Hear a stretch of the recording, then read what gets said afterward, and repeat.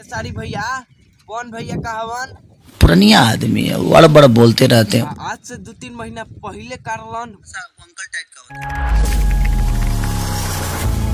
भाई लोग ई लोग खाली स्टेज शो के माध्यम से नु लड़त रहे लोग, लेकिन पवन भैया तो अब शंख बजा के ऐलान कर देले बाड़े। पीछे तो बहुत लोग बहुत कुछ बोलता जेकरा में पावन अपन सामने आके बोल दे का हो खेसारी भैया मर्दे का कहता रह ऊ कमाऊ का निखन करत आजा सामने कहियो। मर्दे दोनों आदमी तक कहता लोग सामने ही आए के तो ऐसे कैसे चली। वो पीछे ही में बोले, हम पीछे ही में बोली। मर्दे का बढ़िया तू लोग तो साथे रहत लोग, अब का भइल कमजोर आदमी को ऐसे भी खो दी।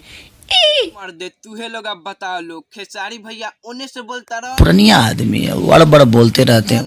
आ ई एने से बोलता रह। पीछे तो बहुत लोग बहुत कुछ बोलता जेकरा में पावन अपन सामने आके बोल दे तो का ई सही होता। कमजोर आदमी को ऐसे भी खो दी।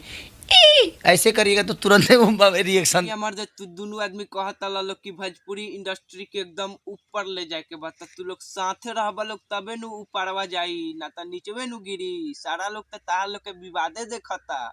बात तो सही है। ये लोग बताओ लोग कौनो इंडस्ट्री में ऐसा बड़का बड़का काम होला जौन भोजपुरी इंडस्ट्री में होता। दूगो भाई बिछड़ गइल सन के बोल रहा हूँ यार, बुरा लगता है भाई, आप लोग भी जानते हो यार। तूहे लोग इनका लोग के मनाओ लोग मर्दे कि ऐसा ऐसा कांड ना करो लोग।